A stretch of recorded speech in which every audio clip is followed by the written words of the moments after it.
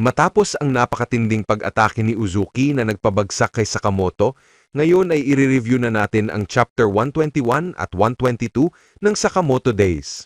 Sa wakas, masasaksihan natin kung nagtagumpay ba talaga si Shin sa pagre-revive kay Sakamoto na tumigil na sana ang pagtibok ng puso.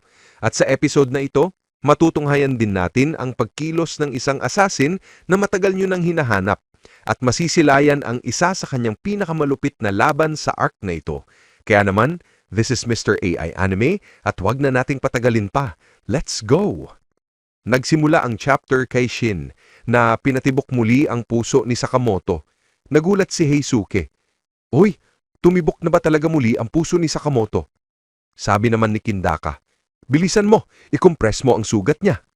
Ngunit sa isipan ni Shin, tanong niya, gumana ba talaga? Ano bang nangyayari ngayon? Hindi na niya naririnig ang boses ni Heisuke at unti-unti nang nanlalabo ang kanyang paningin. Napasobra raw ang paggamit niya ng kanyang ability. Matapos nito, bumagsak na si Shin. Isang tao ang lumapit sa kanila. Samantala, sa loob ng isang abandoned building, makikita si Osaragi na wala pa ring malay habang si Kamihate ang nagbabantay. Sabi ni Shishiba, ang lakas ng loob mong ipakita yung mugumukha mo rito, Nagumo. Dumating si Nagumo at sagot niya, salamat sa pagbuo ng distorbo kanina. Pinadali mo ang trabaho ko. Nagalit si Shishiba at kinulyuhan si Nagumo. Sabi ni Nagumo, teka, galit ka? Sagot ni Shishiba, siyempre, walang hiya ka. Ipinaliwanag ni Nagumo na habang nagwawala sa JAA-HQ sina Shishiba, siya naman ay nag-infiltrate sa pinakakaloob-looban ng HQ para makapag-gather ng intel. Yan naman talaga ang plano, dagdag ni Nagumo. Ah, ganun ba? Ang plano ko ay patayin si X, pero sina Oki, Torres at iba bang talo ng JAA members ang naging sagabal sa amin. Ikaw ang nagdala ng lahat ng kalaban sa akin. Ngumiti lang si Nagumo. Well, mas mahigpot pala ang seguridad kaysa inakala ko. Kailangan ko ng konting time. At saka kasama mo naman si Osaragi noon. In-expect ko na rin na matalo ka at baka makapatay ka pa ng kahit ilang leader o order members. Mas nagalit pa si Shishiba. Hinila niya ang damit ni Nagumo at inatake ito. Ngumit na iwasan naman ni Nagumo. Sabi ni Shishiba habang umaatake, pag napabagsak ko na kita, tapos ka na rito. Naglabas ng kutsilyo si Nagumo. Ayos lang ba sa'yo na magpatuloy pa rin si X? Sumagot si Shishiba at naghanda. Sabay silang umatake sa mga lalaki na nasa likod ng pader na sana'y aatake sa kanila. Sabi ni Shishiba, hindi ko na problema yon. Wala na ako sa order ngayon. Nagulat ang isa sa mga lalaki. Paano nalaman ni Shishiba na nandirito kami? Sagot ni Nagumo. Well, may pagka-irresponsabe rin kasi itong si Shishiba. Bigla namang pumasok ang isang lalaki at tinutukan ng baril si Nagumo. Sabi niya, traidor ng JAA. Ngunit ngumiti lang si Nagumo at tinasang isang kamay. Ang pagprotekta sa batas at sa kaayusan. Trabaho natin yun noon eh. Ang kabukasan ng bansang ito ay nakasalalay sa atin. Sabi ni Shishiba, hindi ka naman ganyan dati. Kita mo, yan ang problema mo sa tiko. Tanong ni Nagumo, anong problema? Sagot ni Shishiba habang umaatake. Ang mga kagaya mo na sinasabing para ito sa kaayusan ng mundo o para ito sa kapakanan ng tao. Wala akong tiwala sa mga ganyang klase.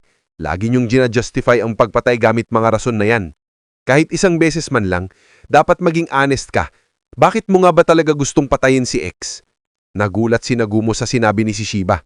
Sa gitna ng sagupaan, makikita ang isang lalaki na kumuha ng kumot at biglang naputol ang katawan nito. Dahilan pala iyon ng paggising ni Osaragi na nagsabing, ang bigat!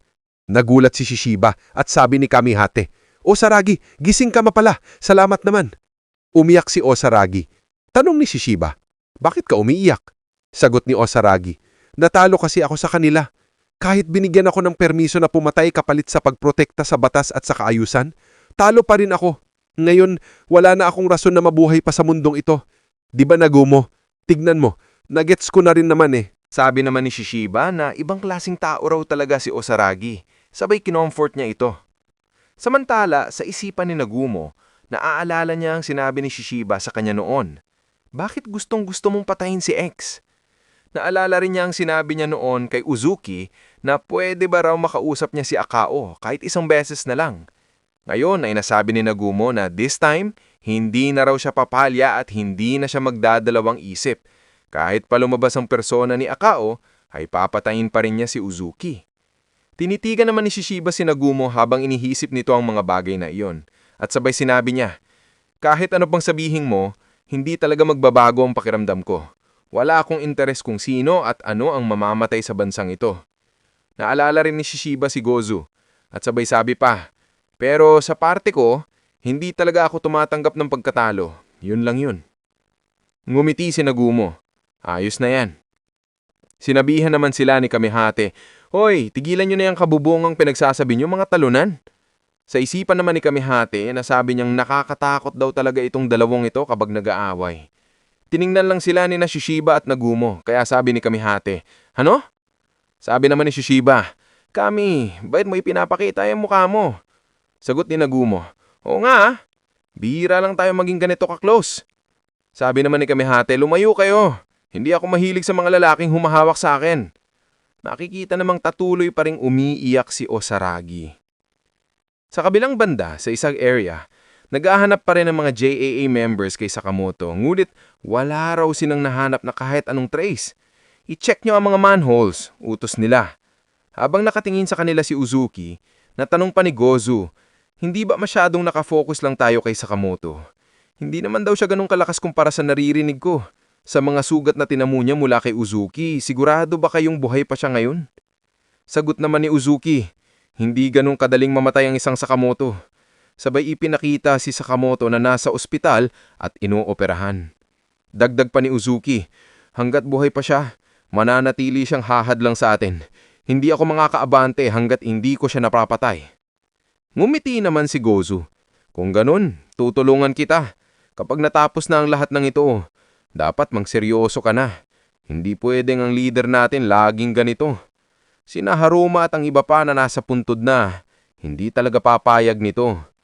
Tinitigan lang siya ni Uzuki matapos marinig yon. Samantala sa ospital, naalaman na sila pala ay na-rescue ni Granny Mia. Sabi niya, ginawa ko na ang makakaya ko. Salamat sa puso niya na muling tumibok dahil dito nakakapit si Sakamoto kahit nasa bingit na siya ng kamatayan. Dagdag pa niya, pero pagdating sa posibilidad na mabubuksan pa niya ang mga mata niya, nakasalalay na ito sa life force ni Sakamoto. Napasalamat si Shin, ngunit agad silang sinabihan ni Granny Mia na umalis na kayo. Hinahabol kayo ni X at wala kayong tsansa, lalo na sa kalagayan ni Sakamoto. Ngumiti si Shin. Salamat tandang Mia. Na-appreciate ko ang concern mo.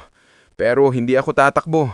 Binuo at pinatayo ni Sakamoto ang shop na ito para sa amin, kaya pinapahalagahan ko rin ito. Handa akong lumaban at ipagtanggol ito hanggang sa huli kasi yun din ang gagawin ni Mr. Sakamoto. Makikita naman si Uzuki na tila may malalim na iniisip. Samantala, si Sakamoto naman ay nasa isang all-white na lugar. Teka, ano bang ginagawa ko kanina? Tanong niya.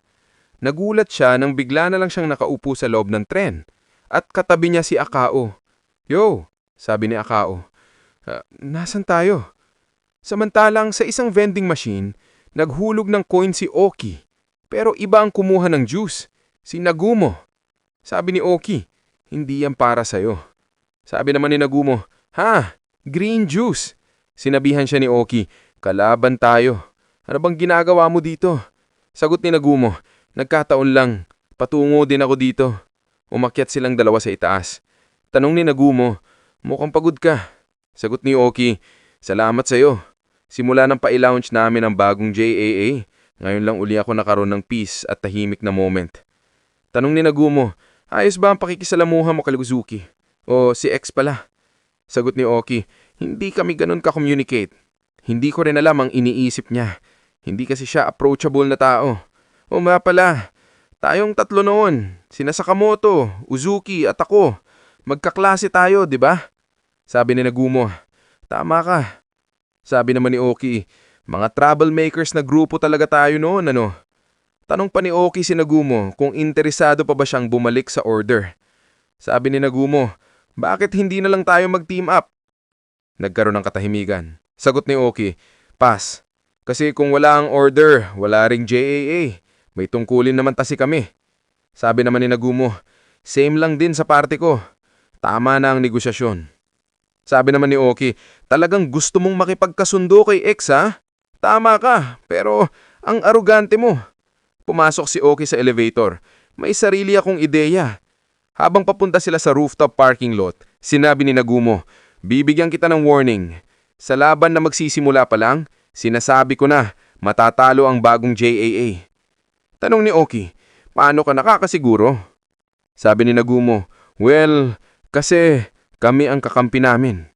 Ngumiti si Oki, ang arogante mo. Sino bang nagsabi sa'yo na pwede kang pumasok dito? Naalala pa niya noon na sinabi ni Yotsumura na nagdala daw ng 2 aroganteng binata. Nagmaneho si Oki. Naghihintay ako na isang araw. Ikaw ang magli-lead sa order. Pinatalo niya ang sasakyan. Habang pahulog, tinanggal ni Nagumo ang kanyang necktie. Lumabas ang isang kutsilyo. Habang inaayos ni Oki ang rear mirror, nagsimula na silang magpalitan ng atake. Seryoso na ang mukha ng dalawa. Baon ng kutsilyo ni Nagumo sa braso ni Oki, ngawit tumagos din ang kutsilyo ni Oki sa kamay ni Nagumo. Nasuntok ni Oki si Nagumo, ngawit nakabawi rin si Nagumo. Habang nagkatagutikan, bumabagsak sila at ipinakita sa loob ng isang building ang isang lalaki na may kausap na babae. Sabi ng lalaki, ha? Babaste din mo na ako? Ano bang kulang sa akin? Sabi ng babae, excitement. At tululang bumagsak ang sasakyan. Sumabog ito at nagulat ang mga tao. May nahulog na sasakyan. Aksidente ba yon? Ayos ba ang driver? Tawagan natin ang ambulansya. Maya-maya, pumasok si Oki at Nagumo sa isang cafe. Umupo sila sa isang table. Lumapit ang waitress. Ano pong o-orderin? Sabi ni Oki, isang house blend. Sabi naman ni Nagumo, parehas lang din sa kanya. At dito nagsimula ang matinding laban between ni Nagumo at ng bagong order leader na si Oki. Ano kaya ang magiging resulta ng laban na ito? At ano rin ang susunod na mangyayari kay Sakamoto? Yan ang aabangan natin sa susunod na chapter. Dito na natin tatapusin ang video sa last panel na ito. Kung nagustuhan ng video, don't forget to like, comment, follow, and subscribe for more videos like this. Maraming salamat. This is Mr. AI Anime and see you again on the next video.